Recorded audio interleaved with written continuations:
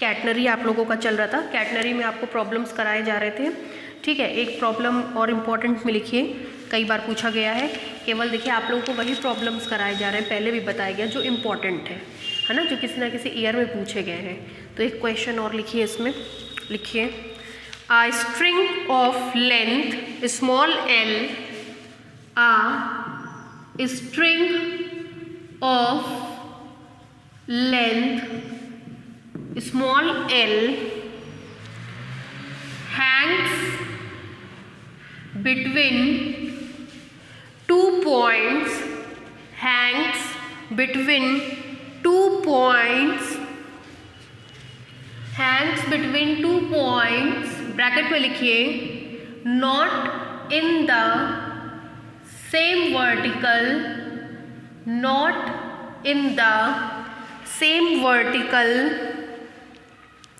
not in the same vertical, comma, makes an angle, makes an angle alpha comma beta, makes an angle alpha comma beta with the vertical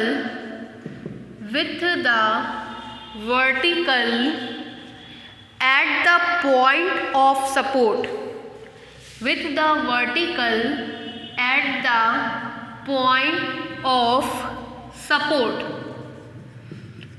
at the point of support, then show that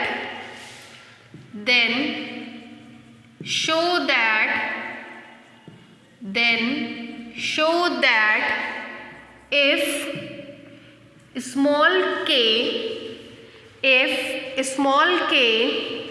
the height of one point, above the other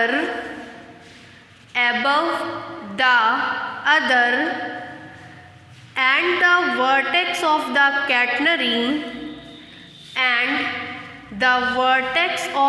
catenary does not lies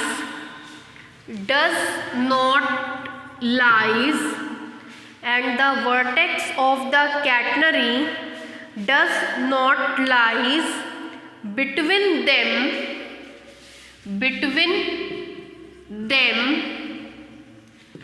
then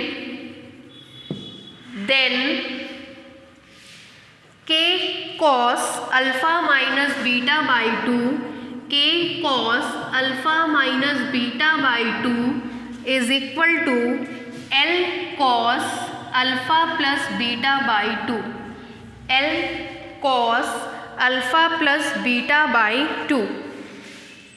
ये expression आपको proof करके दिखाना है दिए गए under the requirements के कारण।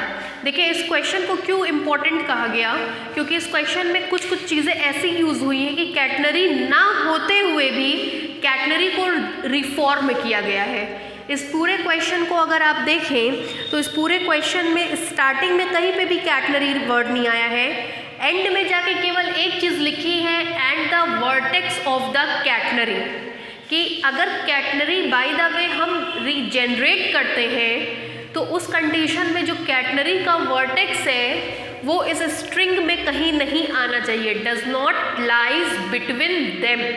तब आपसे कहा है कि ये एक्सप्रेशन प्रूफ करके दिखाओ। देखिए क्या क्या खास बातें हैं इस क्वेश्चन में। आप लोग लेंस पढ़ते थे फिजिक्स में, तो लेंस में एक बात कहा करते थे, कहते थे कि चाहे कॉनकेव लेंस हो चाहे कॉन्वेक्स लेंस हो, ड्रॉ आप इतना करते थे, लेकिन कहते थे कि ये किसी ना किसी स्फीयर का कटा हुआ भाग होता है। होता क्या है, जो जनरली आपके चश्मों में लेंस लगता है वो लेंस कुछ और नहीं बल्कि स्पेयर लेते हैं, ग्लास का स्पेयर लेते हैं, उसकी फोकल लेंथ, जैसे मान लीजिए आपका पावर आया 2.5, तो हम क्या करते हैं 2.5 फोकल लेंथ का एक स्पेयर लेते हैं, फिर उसमें से हम ग्लास को कट कर देते हैं और वही आपके स्पेक्ट्स में फिट कर दिया जाता है। तो जनरली जो आप वो कॉनकेव या कॉन्वेक्स लेंस देखते हो वो ऐसा नहीं कि वो ऐसे ही कंस्ट्रक्ट किया गया है, ऐसे ही बनाया गया है। होता क्या है, स्पेयर में से उसको काटा जाता है जितनी फोकल लेंथ का आपको लेंस चाहिए होता है। फिर ये हिस्सा आपको दिखता है आपके स्पेक्स में, लेकिन जनरली जब उस लेंस को हम लोग रिजॉइनिंग का काम करते हैं तब हमको पता चलता है कि ये कितनी फोकल लेंथ का स्पेयर से बनाया गया है। तो जनरली कहते हैं कि ये किसी ना किसी स्पेयर या गोले का कटा हुआ भाग होता है, ठीक। इसी तरीके से यहाँ पे एक्चुअली में कैटनरी है नहीं, हम कैटनरी को रीजनरेट करेंगे। क्या है हमारे पास और कैसे रीजनरेट करेंगे, वो चीज़ इस क्वेश्चन की सबसे इम्पोर्टेंट चीज़ है। जैसे यहाँ पे मैंने आपको बोला कि ग्लास में जो या स्पेक्ट्स में हमारे ये जो ग्लास यूज़ होता है, ये लेंस यूज़ होता है, ये लेंस ऐसे ही नहीं बनता है कि मार्केट में ऐसे चपटा करके बना दिया और लेंस हो गया। वो किसी ना किसी गोले का कटा हुआ हिस्सा होता है। तो पहले हम लोग क्या करते हैं कि आपको पता है गोले को बनाने के लिए एक रेडियस चाहिए होती है।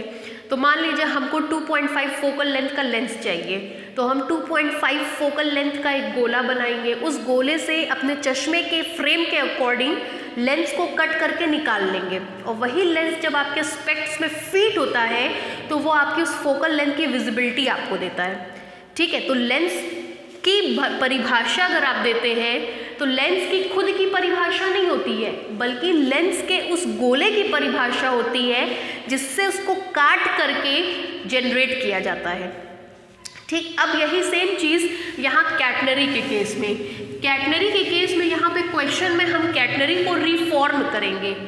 किस चीज़ से रिफॉर्म करेंगे वो आपके क्वेश्चन में दिया गया है। क्या कहा गया है रिफॉर्मेशन के लिए, A string of length L hangs between two points not in the same vertical।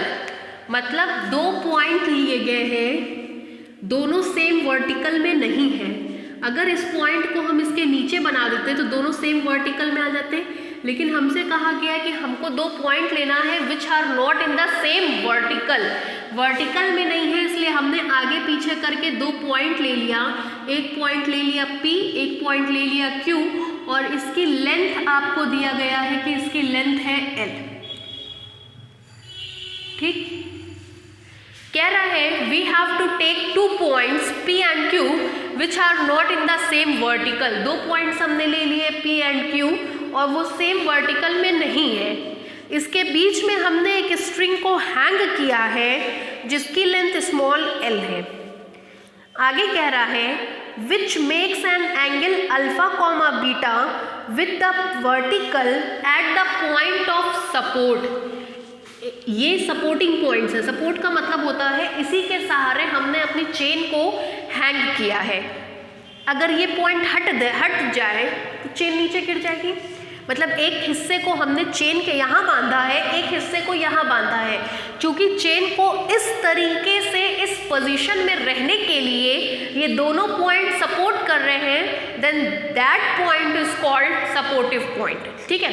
कह रहा है सपोर्टिव पॉइंट पे खींचे गए टेंजेंट्स, एक ये टेंजेंट है और ये टेंजेंट है। सपोर्टिव पॉइंट पर खींचे गए tangents makes an angle alpha and beta with the vertical.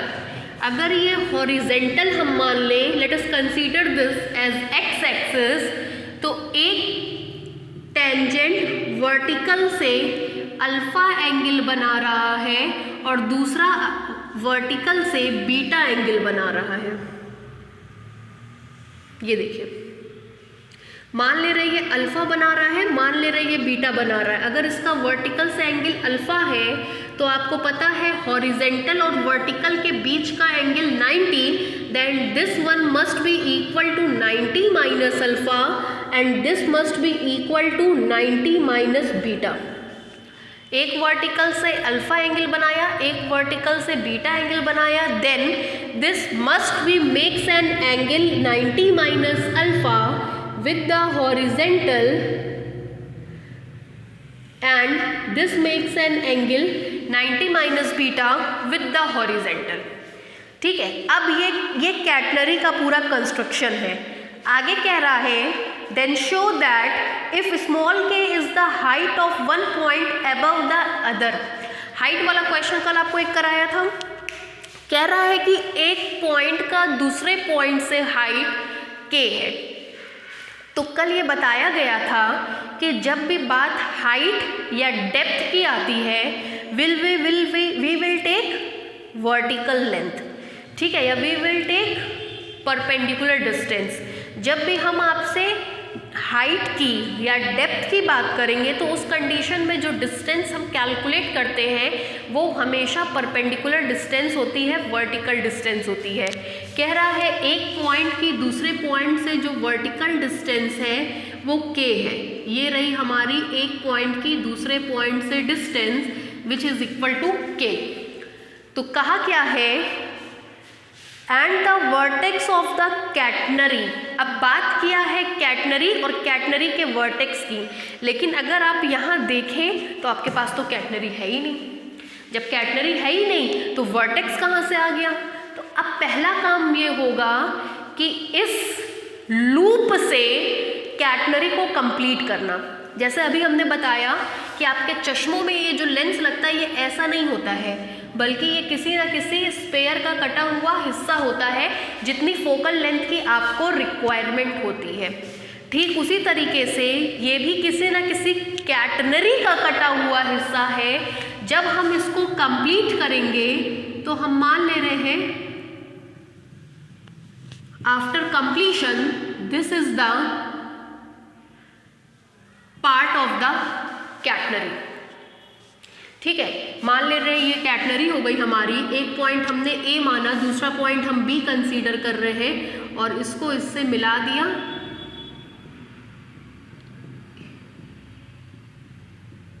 ये हो गई हमारी कैटनरी।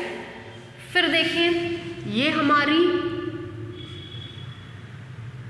वर्टिकल एक्सिस है जिसको हम एक्सिस ऑफ कैटनरी कहते हैं, वाई एक्सिस, और ये पॉइंट हमारा ओरिजिन, ये हमारा डी और ये लोवेस्ट पॉइंट सी। कैटनरी पे लगने वाला लोवेस्ट पॉइंट पे टेंशन होता है टी नॉट। आपसे कह रहा है the vertex of catenary should not lies between this section. आपका ये जो कैटनरी जनरेट हुआ सी उसका वर्टेक्स है और आप बिल्कुल क्लियरली ये बात देख सकते हैं कि ये वर्टेक्स इस पोर्शन में कहीं पे भी लाई नहीं कर रहा है। क्यों? अगर ये इस पोर्शन में लाई करने लगता तो उस कंडीशन में हम इसकी लेंथ L कभी भी कंसीडर नहीं कर पाते। मान ले रहे इस पॉइंट का कोऑर्डिनेट है x1, y1 इन कार्टेशियन कोऑर्डिनेट सिस्टम। इस पॉइंट का कोऑर्डिनेट है x2, y2 इन कार्टेशियन कोऑर्डिनेट सिस्टम। तो इस पॉइंट की वर्टिकल लेंथ मतलब यहाँ से यहाँ तक की जो डिस्टेंस रही होगी ऑब्वियसली वो y1 के इक्वल रही होगी, क्योंकि इसका एब्सिसाई y1 के बराबर है। इस पॉइंट की जो वर्टिकल डिस्टेंस रही होगी वो y2 के बराबर रही होगी। And the reason behind this is same, क्योंकि इसका भी एब्सिसाई y2 है। तो इस कंडीशन में अगर हम k की वैल्यू निकालते हैं तो आपको दिख रहा होगा k is equal to nothing but y1 minus y2। जैसे ही हम इस पूरे में से इतने को बाहर निकाल देंगे आपको मिलेगा y1 माइनस y2, और वो y1 माइनस y2 किसके इक्वल हो जाएगा? k के इक्वल हो जाएगा। मतलब हमने k को फाइंड आउट करने का एक तरीका निकाल लिया। दूसरी बात, आप ये बहुत अच्छे से जानते हैं कि जो आर्कियल डिस्टेंस ली जाती है वो किसी फिक्स पॉइंट से ली जाती है। कैटनरी के केस में fix point is nothing but the vertex of the catenary. Catenary के केस में फिक्स पॉइंट कुछ और नहीं होता है बल्कि वर्टेक्स होता है कैटनरी का। हम मान ले रहे हैं इस पॉइंट की यहाँ से डिस्टेंस अगर S2 हो और इस पॉइंट की डिस्टेंस S1 हो तो आप देख सकते हैं इस डायग्राम से S1 माइनस S2 कर देंगे तो L के बराबर होगा। मतलब S1 minus S2 is equal to L। तो इन होल आपको दो एक्सप्रेशन मिल गए। first expression is equal to y1 minus y2 is equal to k and the second expression is equal to s1 minus s2 is equal to l. दो expressions आपको मिल गए हैं. अब इन दोनों एक्सप्रेशन की हेल्प से आपको ओवरऑल ये प्रूफ करना होगा कि k इज इक्वल टू हमारा लिया गया expression k cos alpha minus beta by 2 is equal to l cos alpha plus beta by 2. Diagram बना लीजिए पहले, क्योंकि बाद में कैलकुलेशन के दौरान बहुत गंदा हो जाएगा तो आप बना नहीं पाएंगे. पहले पूरा डायग्राम कंप्लीट कर लीजिए.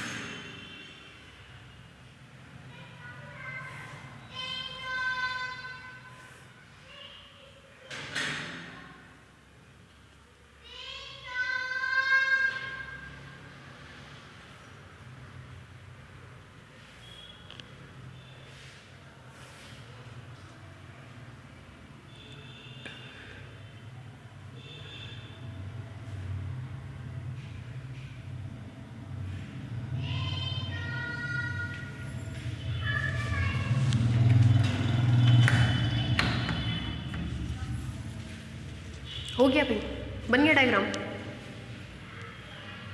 डायग्राम कंप्लीट कर लीजिए, उसके बाद आगे का हम लोग देखेंगे. साफ बनाइएगा डायग्राम, थोड़ा बड़ा करके ढंग से.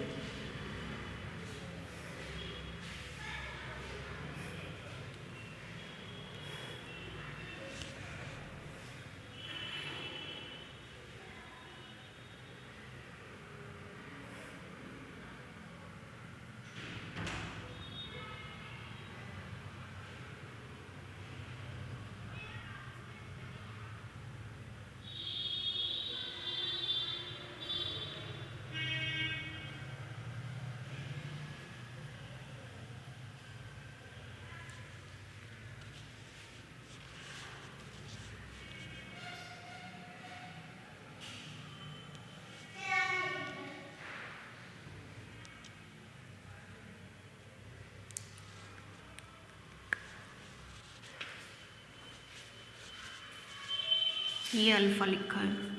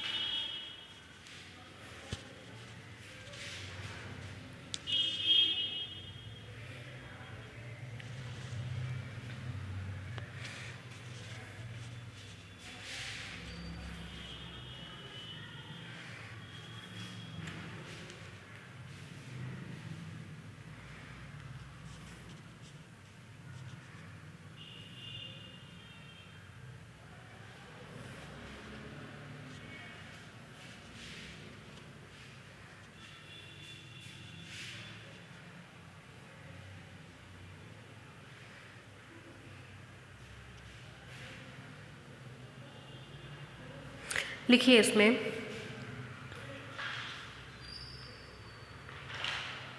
लिखिए let us consider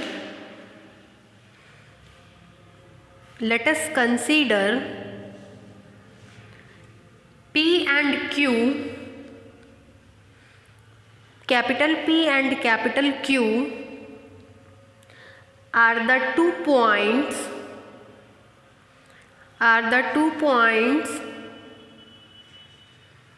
which are not in the same vertical,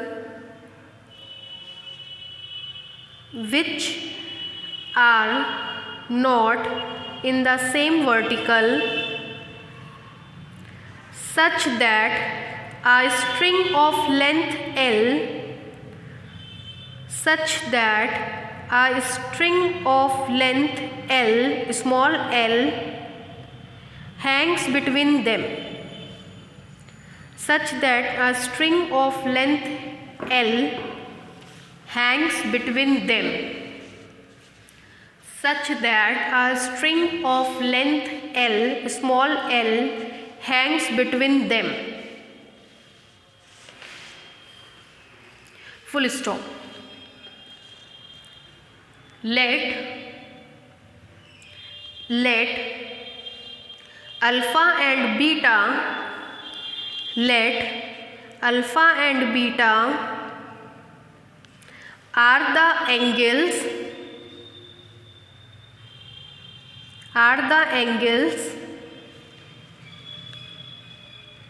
make with the vertical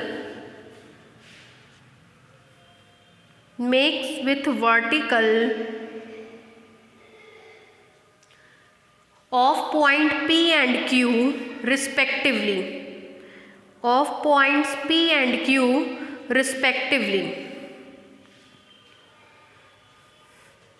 of point P and Q respectively, such that small k is the vertical distance, such that small k is the vertical distance of one point from the another, such that small k be the vertical distance of one point from the another. Full stop. Let x1 comma y1 and x2 comma y2, let x1 comma y1 and x2 comma y2 be the coordinate of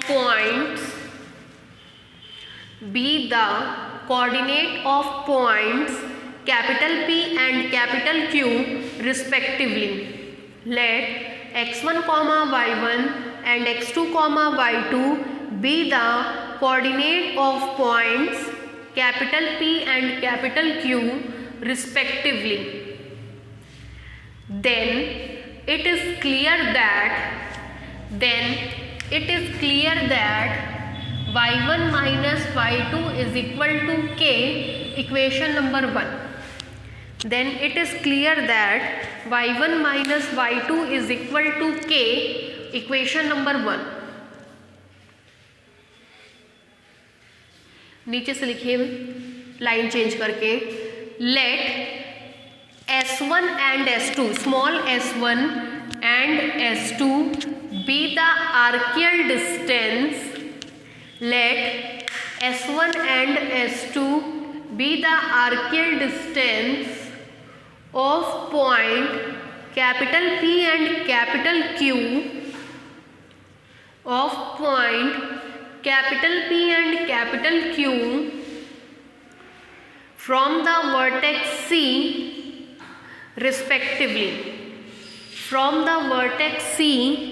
respectively, then clearly s1 minus s2 is equal to L, equation number 2. Then clearly s1 minus s2 is equal to L, equation number 2. Then clearly s1 minus s2 is equal to L, equation number 2. फिर नीचे से लिखिए, let T naught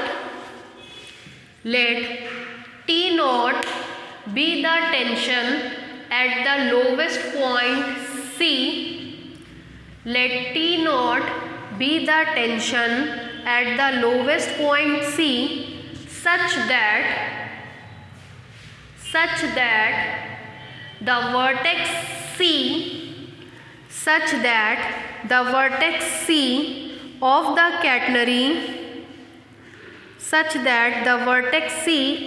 catenary does not lies between them,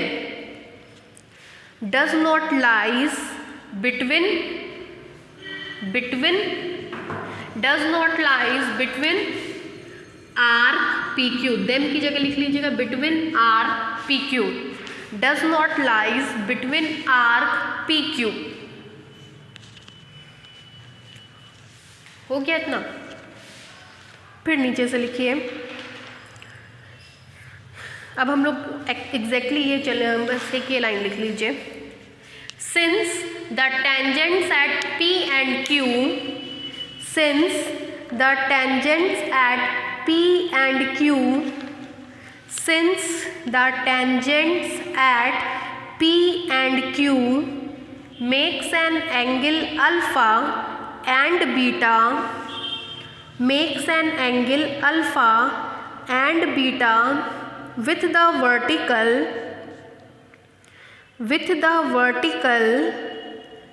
then 90 minus alpha, then 90 minus alpha and 90 minus beta, then 90 minus alpha and 90 minus beta be the angle from the horizontal, be the angle from the horizontal.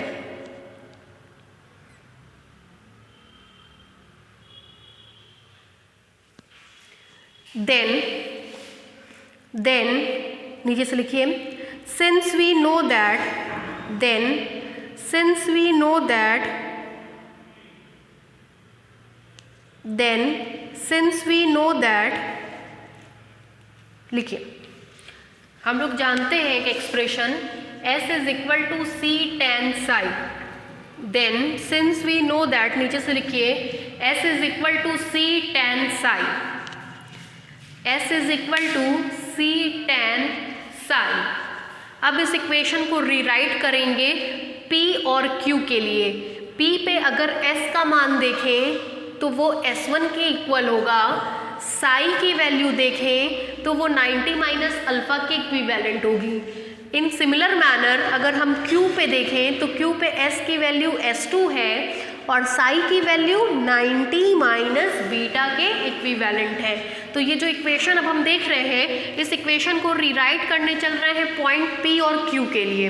नीचे से लिखिए, rewrite this equation, rewrite this equation for point P and Q, rewrite this equation for point P and Q,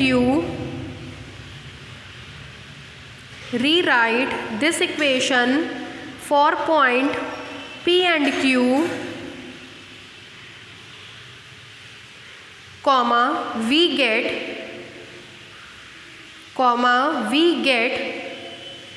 चलिए rewrite करवाइए इस equation को।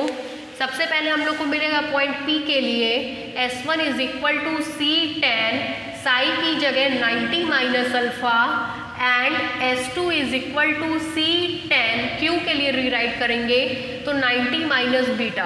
This implies S1 is equal to C tan 90 minus theta is equal to cot theta. This expression must be equal to S1 is equal to C cot alpha and the second expression must be equal to S2 is equal to C, again tan 90 minus beta is equal to cot beta। Clear है? इसको मान लीजिए equation number 3 उतारिए यहाँ तक।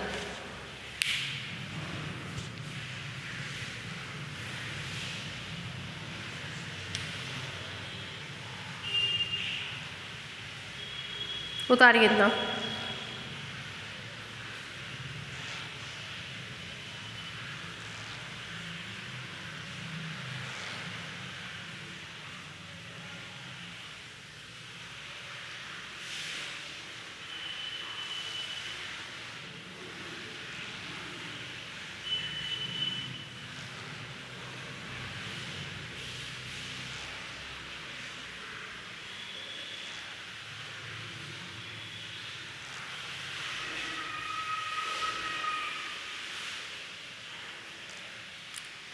हो गया भाई, हो गया आपका। अब इस एक्सप्रेशन का यूज़ कर दीजिए इक्वेशन नंबर 2 में। लिखिए using equation 3 in equation 2 using equation 3 in equation 2 comma we get, जैसे ही 3 का यूज 2 में करेंगे आपको मिलेगा c cot alpha minus c cot beta is equal to l। This implies c की वैल्यू निकालेंगे तो आएगा l upon cot alpha minus cot beta. Let us consider this equation number 4। उतारिए यहाँ तक।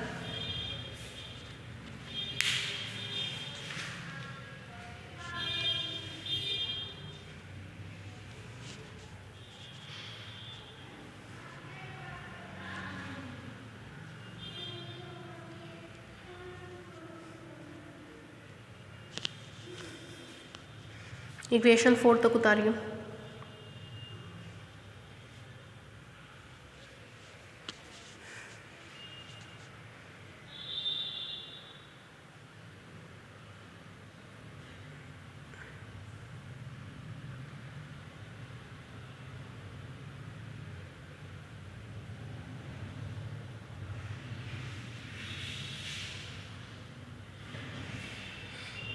नीचे से लिखिए again since we know that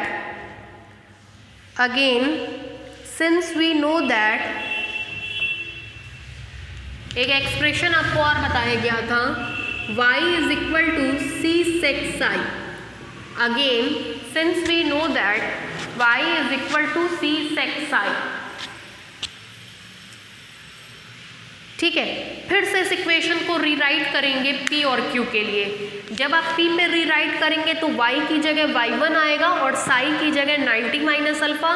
जब रीराइट करेंगे q के लिए तो y की जगह y2 आएगा और psi की जगह 90 माइनस बीटा। लिखिए rewrite above equation for the points p and q। Rewrite above equation for the points p and q comma we get. चलिए p के लिए पहले रीराइट करेंगे तो मिलेगा y1 is equal to c sec 90 minus alpha and q के लिए rewrite करेंगे तो y2 is equal to c sec 90 minus beta. इस एक्सप्रेशन से हमको मिल जाएगा this implies y1 is equal to c sec 90 minus alpha is equal to cosec alpha and y2 is equal to c sec 90 minus beta is equal to cosec beta. इसको हम consider कर रहे हैं equation number 5।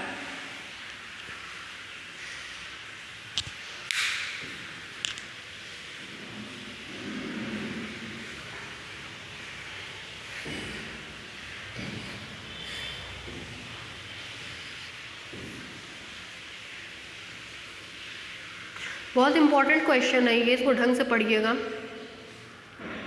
अब देखिए y1 और y2 के expression दिए गए इक्वेशन नंबर 1 में, तो 5 का यूज़ कर दीजिए इक्वेशन नंबर 1 में so that we can find the value of c again. ठीक है, लिखिए using equation 5 in equation 1, using equation 5 in equation 1 comma we get using equation 5 in equation 1 comma we get 5 का use 1 में करेंगे तो मिलेगा c cosec alpha minus c cosec beta is equal to k। This implies c under bracket cosec alpha minus cosec beta is equal to k। Diagram बन चुका है, diagram मिटा रहे, डायग्राम का काम अब खत्म हो गया है। अब केवल प्योर कैलकुलेशन इसमें करना है और हमारे दिए गए एक्सप्रेशन को प्रूफ करना है। देखिए जो एक्सप्रेशन हमने आपको प्रूफ करने के लिए दिया है उस एक्सप्रेशन को अगर आप देखें तो सारे रिजल्ट्स उसमें कॉस और साइन के टर्म्स में आए हैं। मतलब हमको भी यहाँ पे कॉसेक और सेक को साइन और टर्म्स के फॉर्म में कन्वर्ट करना पड़ेगा। फिर देखिए इसको मान रहे हैं इक्वेशन नंबर 6।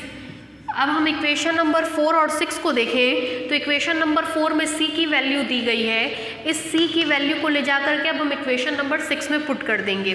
देखिए using equation 4 in equation 6 comma we get equation number 4 का यूज़ इक्वेशन नंबर 6 में करेंगे तो c की जगह रखेंगे L upon cot alpha minus cot beta,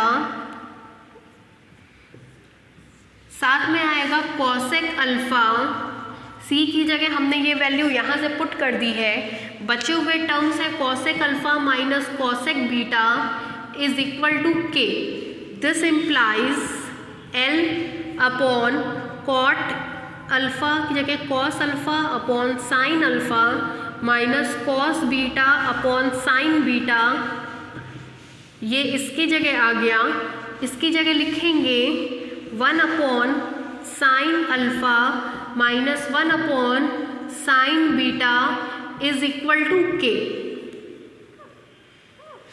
ठीक, अब इसको सॉल्व किया जाए। यहाँ क्रॉस मल्टीप्लिकेशन आप करेंगे, साइन अल्फ़ा साइन बीटा बचेगा, वो साइन अल्फ़ा साइन बीटा यहाँ पे आ जाएगा, मिलेगा आपको दिस इम्प्लाइज दैट L, ये साइन अल्फ़ा साइन बीटा ऊपर आ जाएगा, sign alpha sine beta after taking LCM, और नीचे की तरफ आपको बचेगा cos alpha sine beta, cos alpha sine beta minus cos beta sine alpha. ये बचे हुए टर्म इसका अगर एलसीएम आप लेते हैं तो यहाँ पे आपको मिलेगा साइन अल्फ़ा माइनस साइन, देखिएगा sine beta minus sine alpha upon sine alpha sine beta is equal to k। Solve कराइए। दिस इम्प्लाइज दैट ये साइन अल्फ़ा साइन बीटा आपस में कैंसिल आउट हो जाएंगे, आएगा आपके पास L, साथ में मिलेगा sine beta minus sine alpha whole upon, नीचे अगर देखें तो sine A into cos B minus cos A into sine B. किसका फॉर्मूला होता है? साइन ए माइनस बी का is equal to k। This implies L, sine C minus sine D का formula लगाएंगे तो आएगा 2 cos c plus D by 2 into sine c minus D by 2 is equal to k।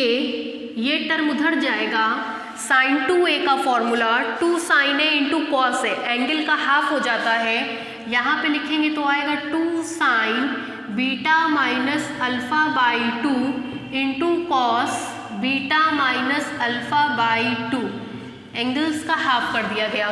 This implies 2 से 2 cancel हो जाएगा, sign वाला term sign से cancel हो जाएगा, मिलेगा L cos alpha plus beta by 2 is equal to k cos. जो expression proof करना है उसको देखिए, उसमें अल्फ़ा माइनस बीटा दिया हुआ है, आपको पता है कॉस माइनस थीटा की वैल्यू कॉस थीटा के इक्वल होती है, सीधे सीधे लिखेंगे इससे अल्फ़ा माइनस बीटा बाई 2। ये एक्सप्रेशन हमको प्रूफ करना था जो हमको मिल गया। उतार लीजिए तो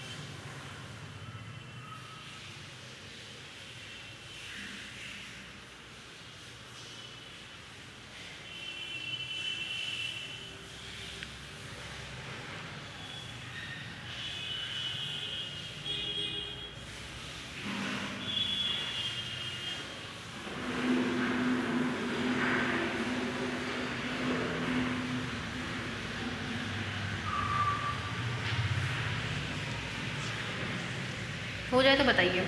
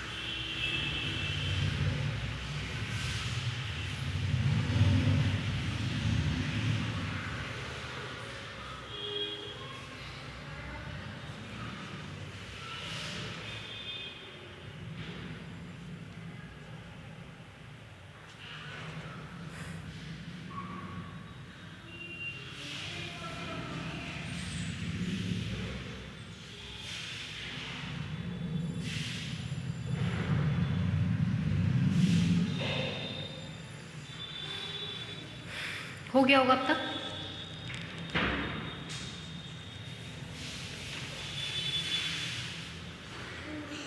नेक्स्ट क्वेश्चन लिखिए।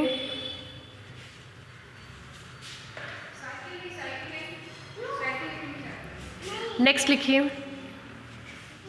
लिखिए, if capital T be the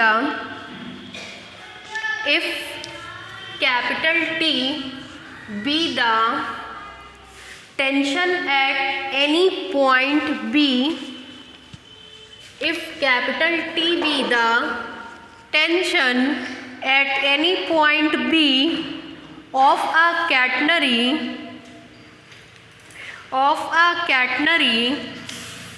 and T naught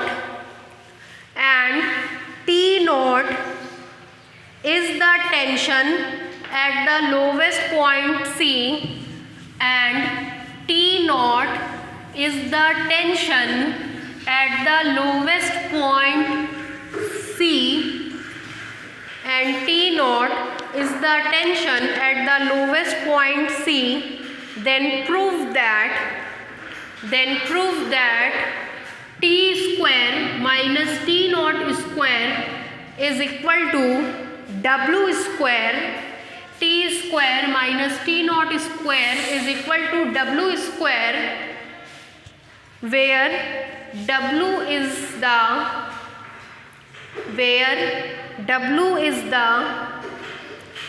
weight of the arc CP,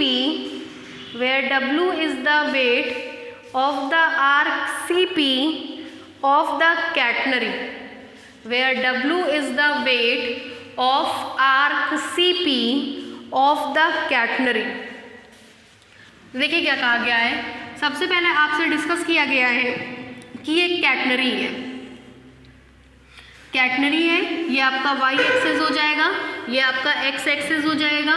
this is your y axis. मान ले रहे इन दो पॉइंट A और B से हैंग किया गया है। This is the lowest point and that point is called D। कह रहा है if T be the tension at any point B of the catenary and T naught be the tension at the lowest point C, किसी point C पर tension T naught है और किसी point P पर tension हमसे कहा है कि बराबर है T के। ठीक है, let T be the tension at any point P। आगे कह रहा है देन प्रूव दैट, ये एक्सप्रेशन आपको प्रूव करना है, जबकि W के बारे में कहा गया है W is the weight of arc CP। ये CP आर्क का वेट है हमारा W। देखिए आपको पहले भी बताया गया है इसको प्रूफ करना। मान लेंगे इस पे खींचा गया टेंजेंट x एक्सिस से जो एंगल बना रहा है साई, तो आपको पता है कि इसके दो कंपोनेंट होंगे, एक ये कंपोनेंट होगा, एक ये कंपोनेंट होगा। यही टेंजेंट हॉरिजेंटल से साई एंगल बना रहा है, तो ये एंगल भी हमारा हो जाएगा साई। तो ये कंपोनेंट मिलेगा t cos साई, एंगल से सटा हुआ cos, और दूसरा वाला साइन, एंगल से सटा हुआ कॉस और दूसरा वाला साइन, टी साइन साइन। ठीक है, अब देखिए इतना डायग्राम बनाइए फिर बता रहे हैं आपको।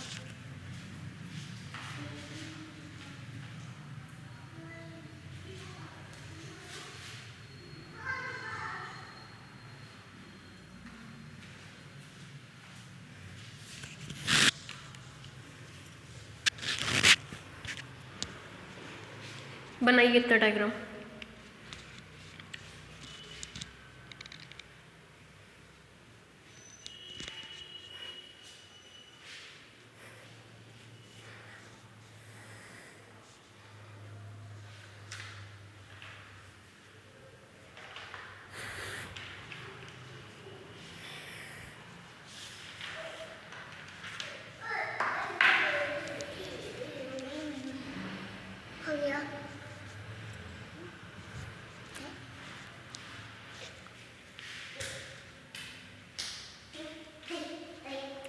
बैठी बैठी फटाफट बैठिए।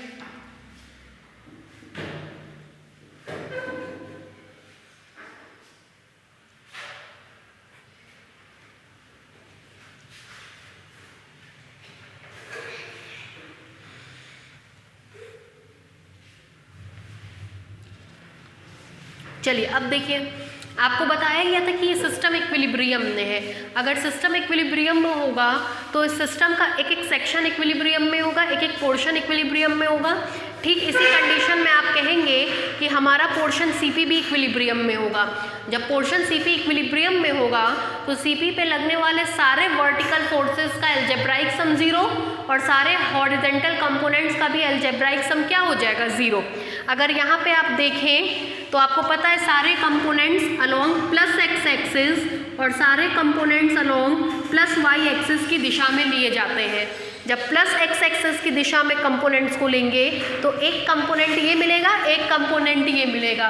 मतलब आपको मिलेगा T cos psi minus T naught is equal to 0 और दूसरा कंपोनेंट प्लस वाई एक्सिस की दिशा में लेंगे तो आपको मिलेगा T sine psi minus W is equal to 0।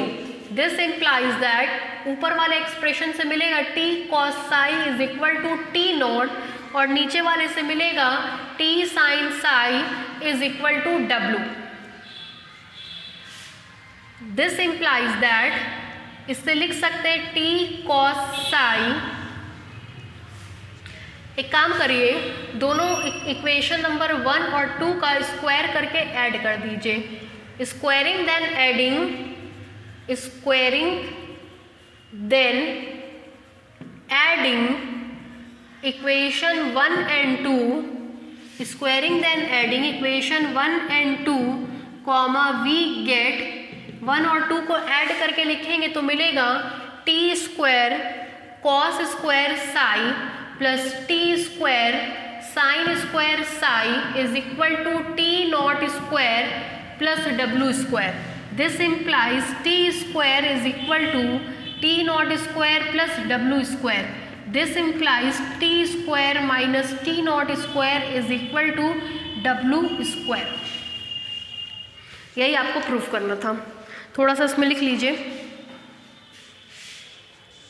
देखिए, late us consider a catenary, let us consider a catenary ACB, let us consider a catenary ACB whose lowest point is C, whose lowest point is C, such that T naught be the tension, such that T naught be the tension at lowest point C, such that T naught be the tension at lowest point C, such that T naught be the tension at lowest point C, full stop. Let capital T be the tension, let capital T be the tension at any point P. Let capital T be the tension at any point P such that the tangent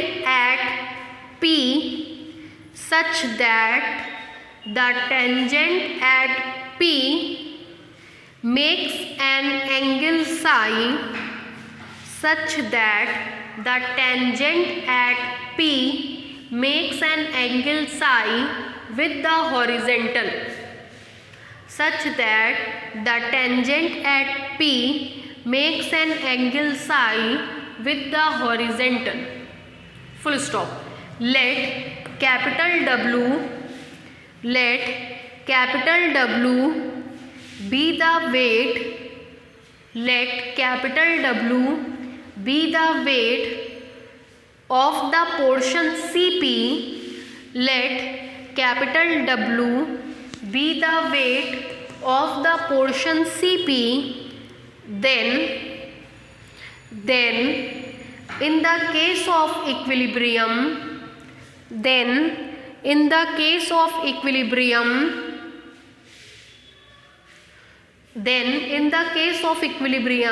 अभी आपको पता है system equilibrium में होगा तो एक एक हिस्सा इक्विलिब्रियम में होगा, मतलब ये सेक्शन भी कैसा होगा, इक्विलिब्रियम में होगा.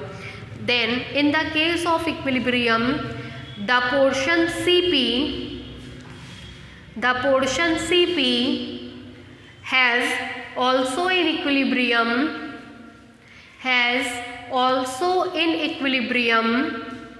and therefore the component of all the forces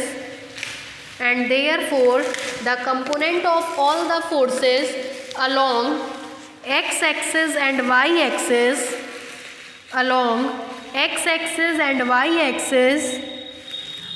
must be zero.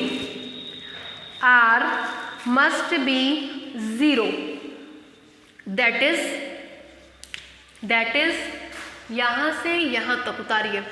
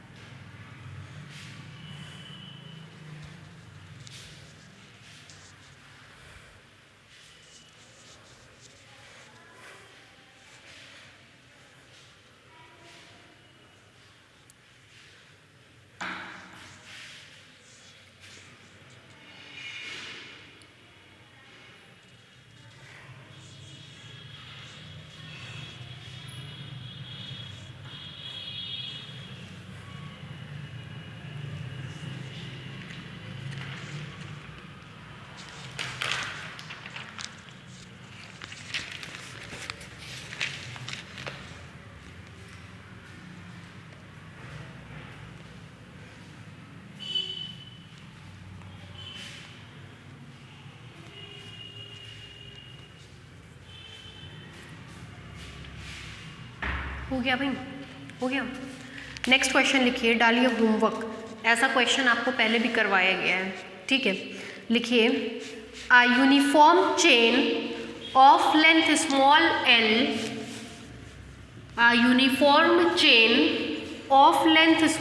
l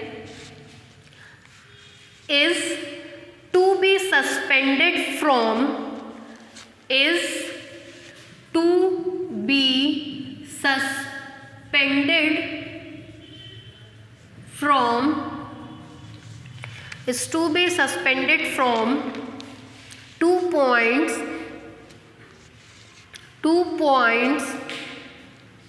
capital A and capital B, 2 points capital A and capital B in the same horizontal line, capital A and capital B in the same horizontal line, comma so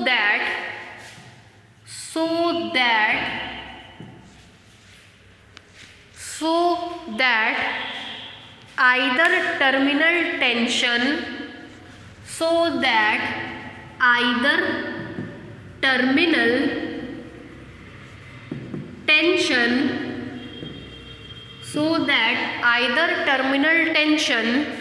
is n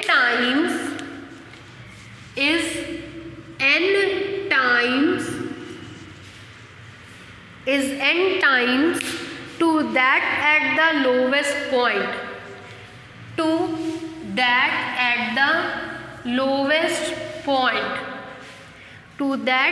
the lowest point, then show that span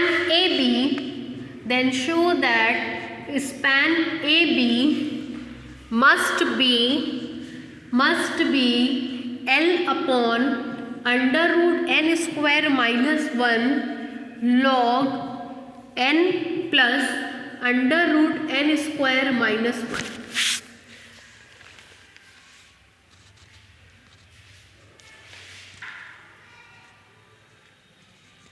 देखिए क्या कह रहा है। सबसे पहले आपसे कहा एक यूनिफॉर्म चेन है, लेंथ L है, ये रही यूनिफॉर्म चेन, ये रहा y axis, this is your x axis, ये रहा ओरिजिन, ये y, ये दो पॉइंट A और B से हैंग की गई है, ये लोवेस्ट पॉइंट C, इस पे लगने वाला टेंशन T0। देखिए क्या क्या चीज़ें कह रहा है। कहा है uniform chain of length L, इस पूरी चेन की लंबाई L है। आपको पता है y एक्सिस इसको सिमेट्रिकली दो पार्ट में डिवाइड करती है। अगर इस पूरी की लेंथ L है तो इसके हाफ की लेंथ कितनी हो जाएगी, L/2। आपको पता है और तो और वर्टेक्स को हम फिक्स मानते हैं और यहाँ से किसी भी पॉइंट की जो आर्कल डिस्टेंस होती है उसको S से कंसीडर करते हैं, मतलब S is equal to L/2। फिर कह रहा है so that either terminal tension is n times to that of the lowest point. ये टर्मिनल कहलाता है। कितने टर्मिनल हो गए, दो। कह रहे हैं किसी भी आइदर टर्मिनल टेंशन, किसी भी एक टर्मिनल पे लगने वाला टेंशन ले लीजिए। मान ले रहे इस टर्मिनल पे लगने वाला टेंशन है T, तो कह रहा है किसी भी टर्मिनल पे लगने वाला टेंशन n टाइम्स है लोवेस्ट पॉइंट पे लगने वाले टेंशन T0 के, that is T is equal to NT0। तो कह रहा है शो करिए span AB must be equal to that. अगर A का कोऑर्डिनेट x, y होगा तो यहाँ से यहाँ तक की डिस्टेंस भी x, यहाँ से यहाँ तक की डिस्टेंस भी x, तो इस कंडीशन में span AB x plus x that is 2x के बराबर होगा। ठीक, अब x की वैल्यू होती है c log sec psi plus tan psi, तो हमको c की वैल्यू चाहिए और psi की वैल्यू चाहिए, जहाँ psi कुछ और नहीं बल्कि ये एंगल होता है। जैसे ही हम इसकी हेल्प से उस चीज़ को फाइंड आउट करेंगे तुरंत हमारा रिजल्ट प्रूफ हो जाएगा। ठीक है, इस तरह का सेम क्वेश्चन पहले कराए हैं, ये आपका होमवर्क रहेगा, हिंट नोट कर लीजिए।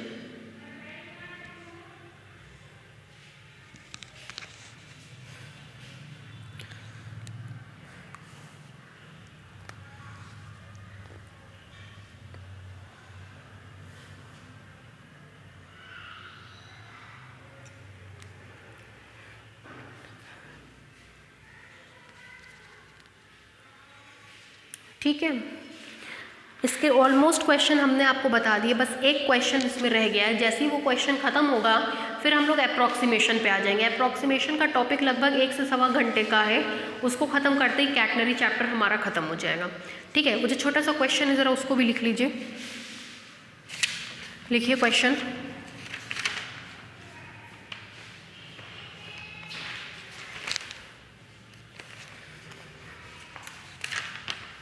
लिखिए a uniform string of weight capital W, a uniform string of weight capital W, a uniform string of weight capital W is suspended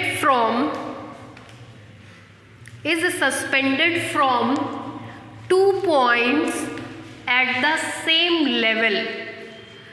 2 points at the same level and a weight W dash is attached to its lowest point, and a weight W dash is attached to its lowest point, full stop. If alpha and beta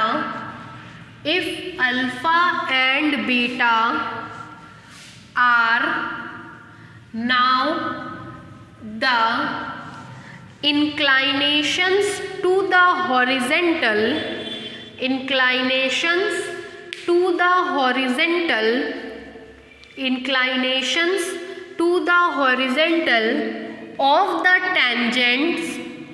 of the tangents at the highest and lowest point.